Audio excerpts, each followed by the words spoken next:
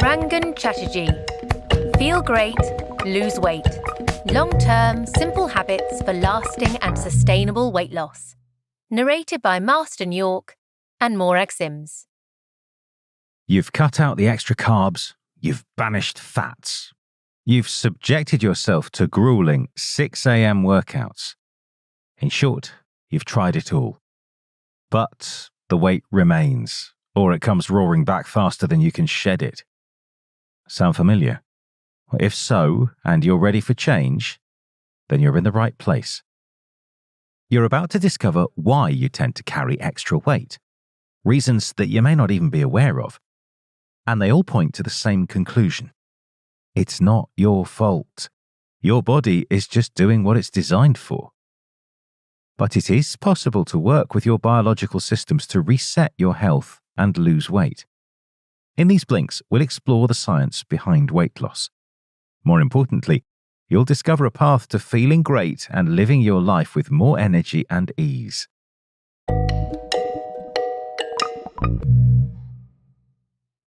Blink 1 of 8. If a car is running low on fuel, what happens? A light appears on the dashboard indicating that it's time to refuel.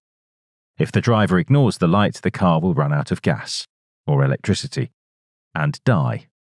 It's as simple as that. The human body is similar, but instead of gas or electricity, it needs food. And instead of displaying a low fuel light, it feels hunger, signaling to you that it's time to eat. Unfortunately, things can sometimes go awry under the hood. The body's signals can break down, telling us to eat when we don't need to or to store fat when it isn't necessary.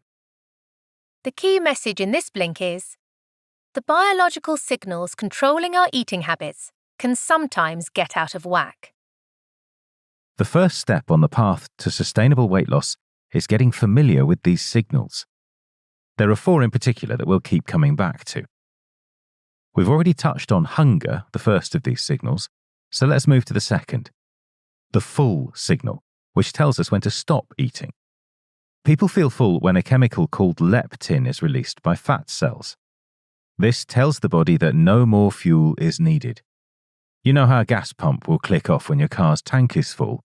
It's sort of like that. If this signal malfunctions, then you'll be prone to overeating. Third is the store fat signal. This one is controlled by a hormone called insulin, which is released within moments of eating. The presence of insulin tells your body to stop breaking down fat and instead burn the food you just consumed. Sort of like a hybrid car that changes seamlessly between gas and electricity. And fourth, we have the weight point. This is the weight your brain believes is ideal for you. As soon as you start losing weight, your body will adjust things like metabolism and hunger to keep you at your weight point. Anyone carrying excess fat likely has the weight point set too high. It would be like a small car that thinks it has the fuel tank of an SUV. All 4 of these signals can be reset. In the blinks that follow, you'll learn how to become the mechanic of your own health and work with the signals your body is sending. Blink 2 of 8. Donuts. Who doesn't love them? Be they filled with cream or drizzled with chocolate. The moment your teeth sink in, you're carried down a river of decadent bliss. But then, the bliss begins to disappear and soon you've returned to boring sugar-free reality. So you reach for the box.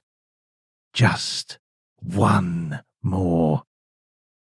Of course, there's nothing wrong with the occasional indulgence, but what you may not realize is that bliss-inducing foods like donuts can throw your body's signals into chaos.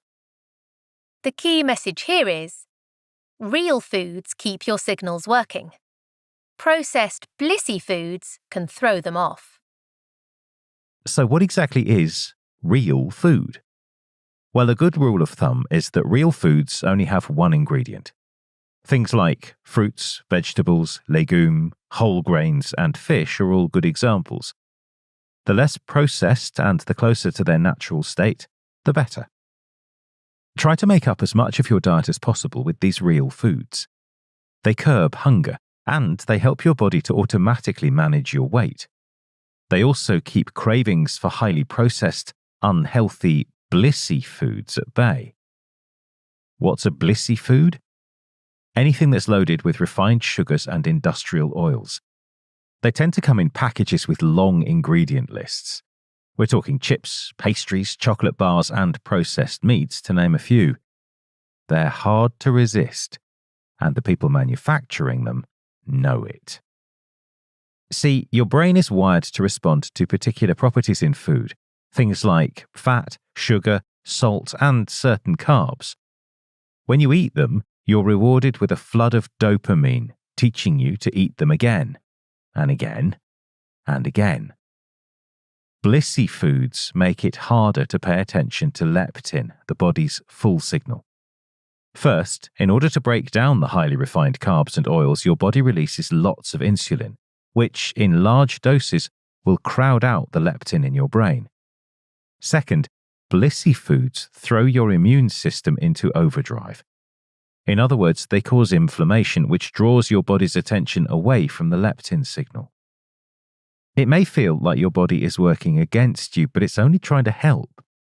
For most of human evolution, these calorie-dense, blissy foods were hard to come by, and we needed to store enough energy to make it through winter.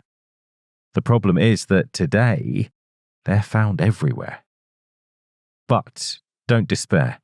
In addition to eating lots of fresh, real foods, you're going to learn some other strategies to keep your signals under control. Blink 3 of 8. Meet Alan, a father and general practitioner. He struggled to lose weight for years. During the day, he'd be fine. A berry smoothie for breakfast, a healthy soup for lunch. But after a hectic day at the office, he'd give in to his hunger, helping himself to a second serving, indulging in dessert, and capping it off with chips in front of the TV. The author suggested Alan eat more for breakfast and less for dinner. Reluctantly, Alan switched to an omelette in the morning and leftovers for lunch. And it worked. He found he was no longer starving at the dinner table, often joining his family with just a salad. Over several months, Alan watched the weight fall off. The key message in this blink is, when we eat is often as important as what we eat. Alan's experience is backed by research. In one study, 2 groups were given the same amount of calories but at different times. The first group ate most of their calories in the first half of the day and lost significantly more weight than the group that ate their calories in the second half of the day. So, if you want to keep the weight off, try eating most of your calories before 3 p.m. and then have a lighter dinner. In addition to eating too late, eating too frequently can also hinder weight loss, even if you eat healthily. To understand why, let's return to that familiar hormone insulin. You'll remember that insulin instructs the body to stop breaking down fat and instead turn to the fuel we've just consumed. If you eat and snack constantly, your body will remain stuck in store fat mode. That's why it's best to stick to 3 meals per day and leave time in between for your digestion to rest. But if 3 meals per day doesn't work for you, there's another approach: time-restricted eating. The average person consumes food over the course of 15 hours, but that doesn't give your body much rest from digestion. So try reducing your eating window to 10 or even 8 hours, say between 10 a.m. and 8 p.m. If that sounds too difficult, even a 12-hour eating window has proved effective. Our bodies process food differently at different times. Work with your body's daily rhythm by eating most of your calories earlier in fewer meals and in a shorter window of time each day. Blink 4 of 8. Our hunter-gatherer ancestors moved a lot. Running, walking, bending, climbing, hunting game and foraging for berries involves tons of movement. All this moving around must have consumed a great deal of energy, right? Well, as it turns out, they burned roughly the same number of calories that we modern humans burn, even though they spent their days exercising and we tend to spend hours glued to a chair. We've been led to believe that the key to weight loss is burning more calories than we consume. This calories in, calories out idea has helped fuel a fitness craze. While it may hold some truth, it's also overly simplistic and doesn't take into account the complexity of the body's signals. The key message in this blink is, focusing on movement rather than exercise will help you feel great and lose weight. So, how did those early humans manage to burn so few calories despite all their movement? It comes back to the weight point signal. As we know, when it's set correctly, the body adjusts how much energy it burns and stores to keep you at a healthy weight. Consider something scientists call non-exercise activity thermogenesis, or NEAT. If your body thinks you've taken on too many calories, it'll start fidgeting or toe tapping to burn excess energy. You likely don't even realize it's happening. Your body uses similar strategies to compensate after a grueling workout, like making you tired and slow or ramping up the hunger signal. Prolonged exercise can also increase production of the stress hormone cortisol. In this state, your body thinks it needs to hold on to fuel in anticipation of hard times, so it dials up the store fat signal. It may be time to ditch those 6 a.m. workouts. Instead, focus on movement. Movement is fundamental to being human. It should make you feel good. And it's also a fine substitute for grueling exercise. Here are a few ideas for incorporating movement into your day. Add it to activities you already do. For example, walk everywhere when possible. Build movement into your commute by getting off the bus a few stops early or parking a few blocks from the office. Walking can also be relaxing. Aim for 10,000 steps per day. You can also keep a few weights in the kitchen and do some simple lifts while your coffee brews.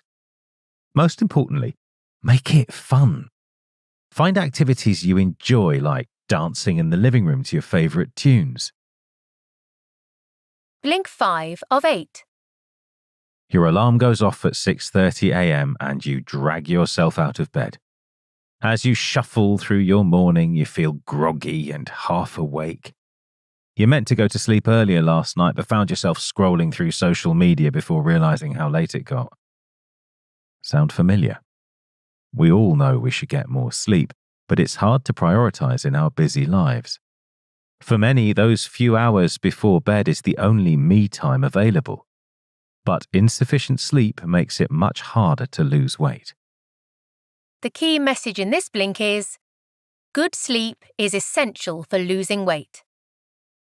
The science is impressively clear that sleep deprivation makes weight gain much more likely. One study found that people eat about 300 extra calories the day after a terrible night's sleep. By now, you can probably guess it has something to do with your biological signals.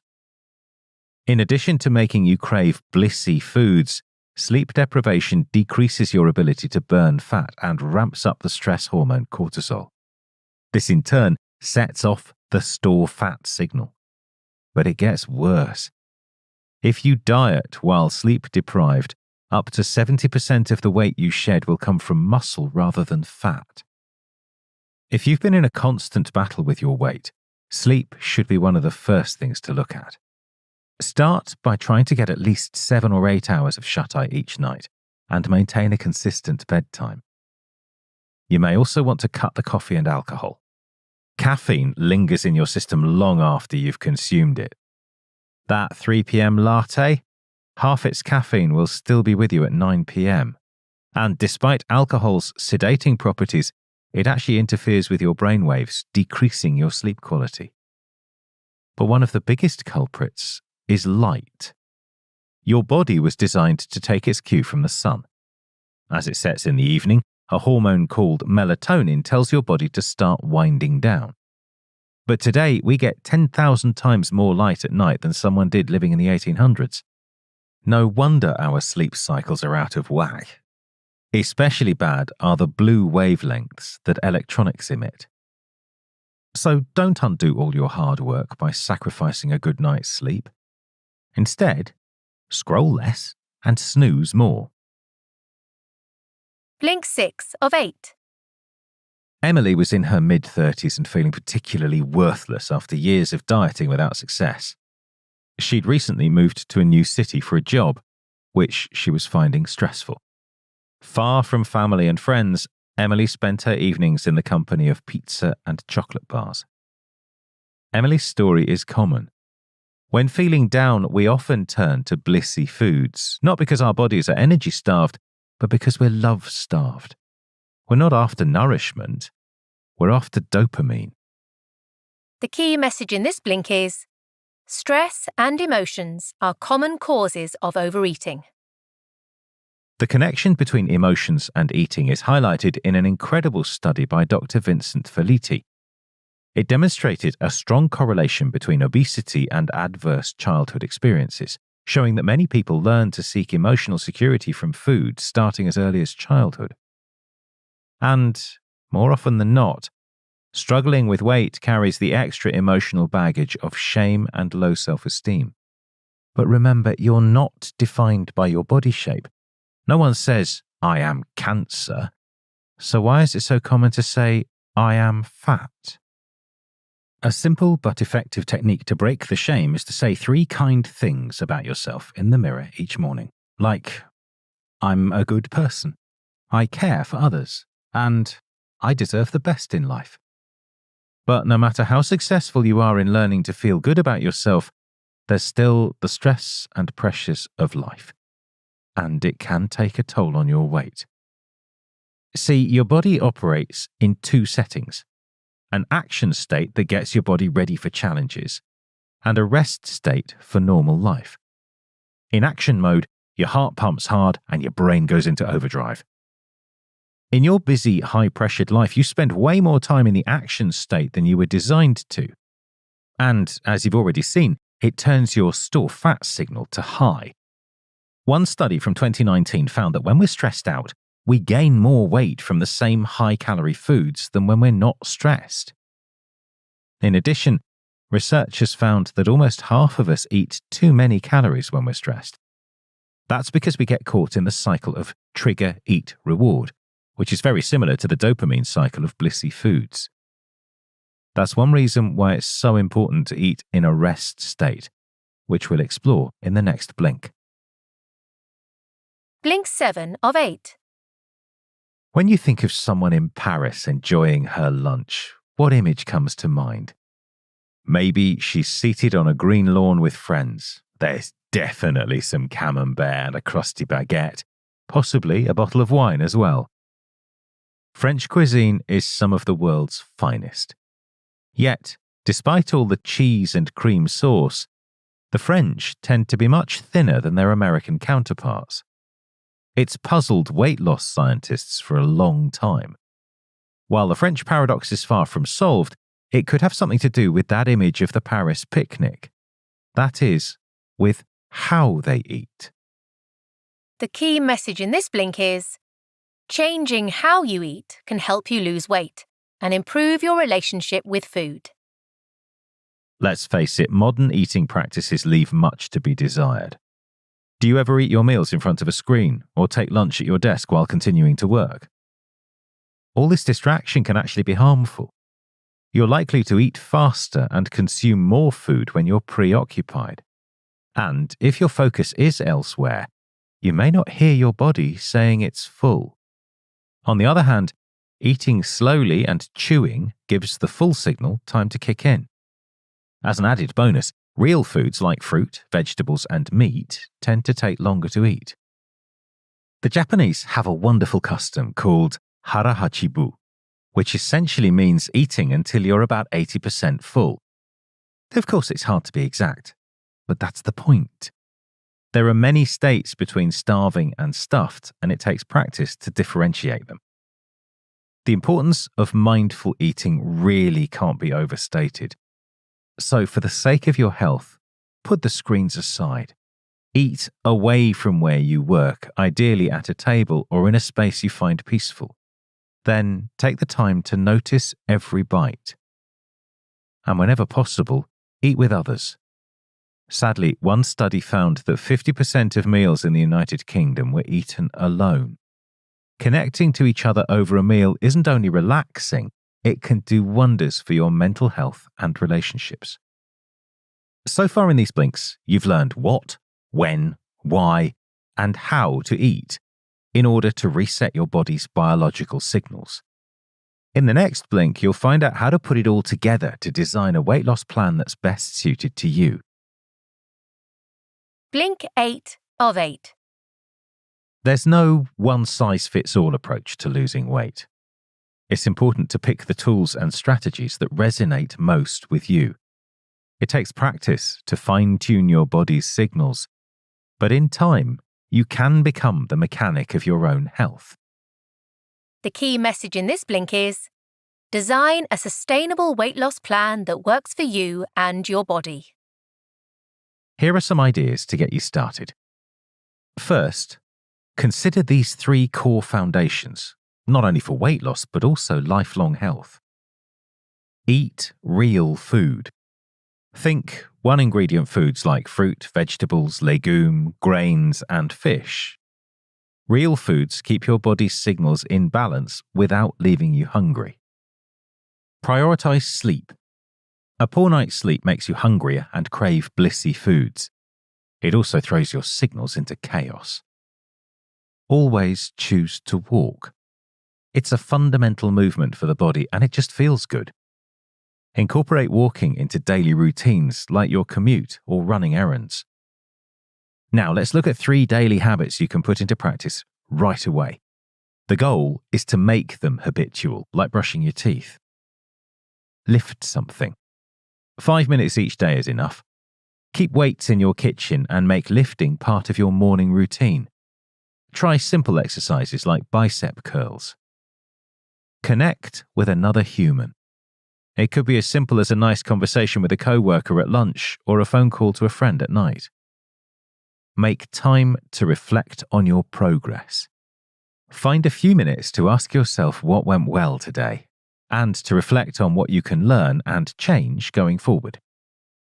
These final 3 boosters aren't essential to focus on right away, but they're worth experimenting with once you're ready. Emotions and stress. Working through the underlying causes of excess weight may not be easy, but it's one of the best things you can do to improve your health. Food timing. Eat earlier in the day and limit your snacking. Also, try eating within a 12-hour window and then see if you can get it down to 10 or even 8 hours. Paying attention. If you take the time to notice your food, you'll slow down and hear your body's signals. Eat with others, not devices, and really enjoy the experience. You've just listened to our blinks to Feel Great, Lose Weight by Rangan Chatterjee. Here's the most important thing to remember from these blinks. If you're carrying extra weight, it's not your fault. Your body is doing exactly what it was designed to do, responding to its environment. It evolved to crave blissy foods, and today they're everywhere. But when all the signals are working, your body is incredibly good at regulating its energy needs. You can reset these signals if they go off course by eating real foods, prioritizing sleep and movement, reducing stress, and changing your emotional relationship with food. And here's one last bit of actionable advice. The next time you're hit with an intense craving, try this strategy. Just remember the 3 F's: feel, feed, and find. First, take a moment to feel whatever you're feeling. Then grab a pen and paper and write down how foods help you feed that emotion. Lastly, find an alternative to food. For example, try a minute of intense activity. Breathe deeply, drink a glass of water, or call a friend. Well, before you leave, don't forget to subscribe to Books in Blinks and leave your thoughts in the comments section below. Also, check out the other titles in our playlist.